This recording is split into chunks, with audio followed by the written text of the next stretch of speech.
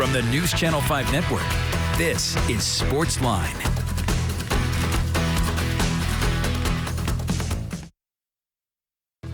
Welcome to SportsLine, everybody, here on News Channel 5 Plus. Jon Burton with you. Happy to have you with us on the Wednesday extravaganza as we are just a couple of days from CMA Fest here in Nashville. I conveniently will be out of town this weekend, going back to New York to celebrate my birthday. But if you're here and it's your first time in Nashville and you happen to be watching this, welcome. You're going to have a great weekend.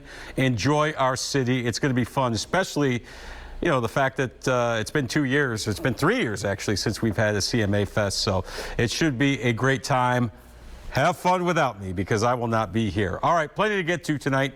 And as you know, here on News Channel 5 Plus, especially here on SportsLine, especially here on the Wednesday extravaganza, we give the people what they want. And what the people want is yet another evening with our guy, Jonathan Hutton from Outkick 360. And, of course, he helps us out here on News Channel 5 Sports. And he's back where he belongs on Nashville over-the-air radio on 94.9, along with his Outkick cohorts, Paul Koharski and Chad Withrow. Jay Hutt, congratulations on that, and welcome back to the Wednesday extravaganza. Like I said, we give the people what they want.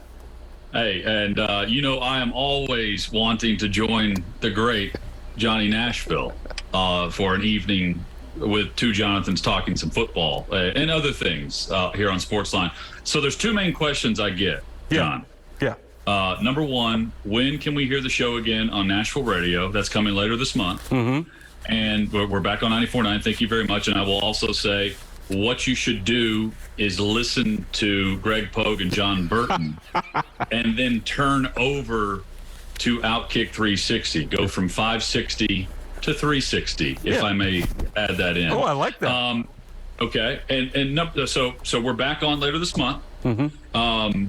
Really fired up about that, for them to be a part of the Outkick network that we've been putting together with several other great radio partners across the state and then really the SEC footprint. Question number two, when are we actually, this is a question I get, when are we actually going to go celebrate your birthday in Vegas? There was a Vegas trip planned. Yes. And then COVID hit. Yes. And we never actually went. So I'd like to go ahead and get that on the calendar, please. Can we announce that date now? Not yet. Let me talk to my people in Vegas to try to get some stuff set up. But I definitely want to do it. Yeah, I mean, for those that don't know, 2 years ago was a milestone birthday for me, and I wanted to celebrate it with my friends in Las Vegas. But COVID had other ideas, had to cancel it, and haven't quite gotten around to rescheduling it. But I am working on that, Jonathan, and of course you will be among the very first to be invited to come celebrate in Vegas. So I'm ready to put it on the schedule right now. You just let me know, John. I will definitely do that. But for this weekend, it's either SportsLine or Vegas. It's one of the two. For this weekend, I'm going to actually head back to New York and hang out with some buddies. Awesome. So I'm really looking forward to that. Awesome. But yeah, congratulations on getting back on over-the-air radio. We look forward to that later this month. Full disclosure, Jonathan, my station, WNSR, home of the Greg Pogue and Jon Burton show, weekday mornings from 9 to 11, by the way, 560 AM, 95.9 FM. We wanted you bad. We wanted you guys bad. And I know that, you know, the folks at my station really put in, really lobbied hard to get you guys to come join us. But I couldn't be happier for you and Chad and, of course, Paul, that you guys will be back on over-the-air radio. Well, let's just, since you opened the door here, WNSR was extremely professional throughout all of this, and it did not come down to vote one way or the other here. There are a lot of things at play, as you well know, and Adam and the entire crew there was exceptional. So, look, 560, 360 on 560 would have been awesome. 560 to 360 also has a nice ring to it, and you're very nice to bring this up. This is why you are one of the nicest people I know, because you're able to plug other things and then actually get into what many people and former people that I've worked with would never bring up. So I appreciate you saying that, and I appreciate everybody there at WNSR. Well, we appreciate you, of course, and wish you all the luck in the world. And it's going to be great. Listen, I work for WNSR, but I'll be listening to you guys. Rest assured. All right, let's. I guess we got to start with Asthma-gate, right, Jonathan? The cat is finally out of the bag regarding Titans rookie wide receiver Treylon Burks. Rob Moore, the wide receivers coach, yesterday at Open Media OTAs, let it be known that Treylon Burks, as we kind of suspected, right, has asthma, and it's something he's dealing with. I've got so many thoughts and questions on this, okay? Because last week we interviewed Burks, wouldn't talk about it, said you got to talk to Vrabel about it. Vrabel said you got to talk to our trainers. When do we ever talk to the Titans trainers? They're never available. So now Rob Moore just arbitrarily, one would assume, came out and said, kid's got asthma. Okay, fine. Here's the deal. Why couldn't Vrabel just come out and say that, number one? And number two, why does he have to have his wide receivers coach, Rob Moore, who, by the way, I idolized when he played at Syracuse University as a kid growing up. Great guy. Yeah, unbelievable player, guy. great guy. Why does he make Rob Moore his meat shield to get the message out to the media so he doesn't have to? Am I reading too much with this? What do you make of Asthma-gate, Jonathan? I don't get it, John. They have, since day one, since Vrabel and Robinson have been a tandem here, they have not talked about injuries or really anything to do with what's happening medically behind the scenes. So, a prime example that I would bring up was there was some mysterious deal with Dennis Kelly. This is prior to COVID. Right. Remember the mysterious illness that was going on? Yep. And Dennis, like a year and a half later, actually addressed it. But it was just to me, you don't have to address injuries, but things that are very easily explained, just say it and move on instead of dealing with the headache. I realize Vrabel really doesn't care what you or I think here. And more power to him. I don't blame him for that. I do think he rolls his eyes, and actually maybe if he doesn't get a kick out of it, he's at least not giving the media what they want because they're asking every single time. But I also think it irritates him, and I think why not just end it with one press conference instead of being asked about it in three?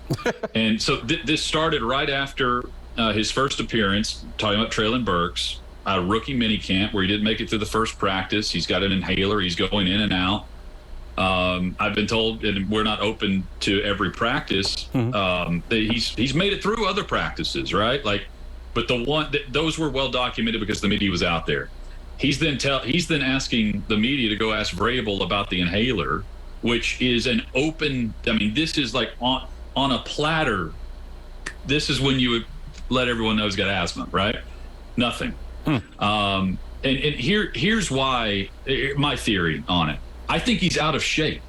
I agree. I think both things can be true, and the guy's weight is a little high. He's out of shape, combined with his asthma, and it has left this issue out there. And I think more or less it's more about him getting in shape than it is anything else.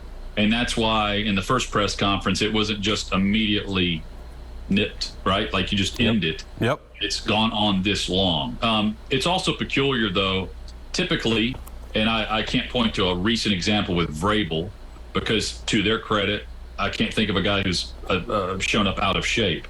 But typically, if you show up out of shape, you're not back on the field until you're in shape. So, meaning you pass a conditioning test, you make it through a practice. I couldn't make it through an OTA practice, but I'm not a professional athlete. I can tell you Treylon Burks made it through SEC games. So I don't think this is a big deal. Long term, it's an issue in June, and it could have been an issue on the first appearance in May and been over with. And instead, here we are still talking about it. It's just odd, you know. And on top of that, they traded A.J. Brown during the draft and drafted Treylon Burks. Right. All of that factors into why this story makes me raise an eyebrow. I don't, blare it to the rooftops that this is a federal issue, but I also just don't sweep it under the rug because they don't want us to talk about it either. Yeah, and see, the problem I have is this. When Vrabel doesn't come out and talk about it from Jump Street, it leaves us only to speculate.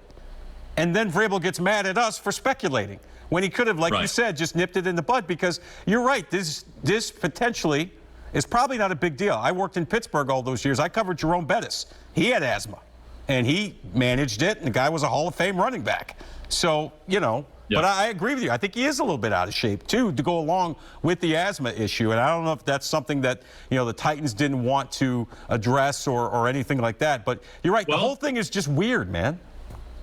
But again, I can't help but think he's out of shape, or was. Yeah. Like there's no doubt that played a factor here, because his former coach at Arkansas has talked about him struggling to keep his weight at a certain area. He weighed in at the combine at 225, which he should go into that workout pristine. So keep in mind, like 225 is pretty heavy for the position. It's not crazy, but you know, it's whenever you're a little bit heavier than that, maybe that's not where they want him to be. And so I think it's always going to be now something to monitor. Do I think it makes him a bust? Absolutely not. No. But it's just not the good first impression. And first impressions matter, especially whenever they've had some terrible first impressions and terrible rookie seasons from their last 2 first-round picks.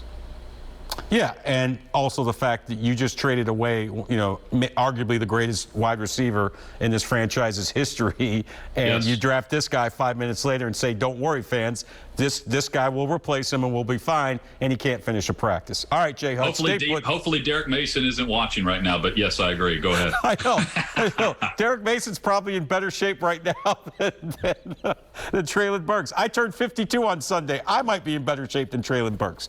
All right, we're going to... But you know what? Last year he was all the chips that they'll put in the pads of these players now that can monitor speed. We always rave and just I'm in awe of how fast Derrick Henry can run at the size and weight that he plays with.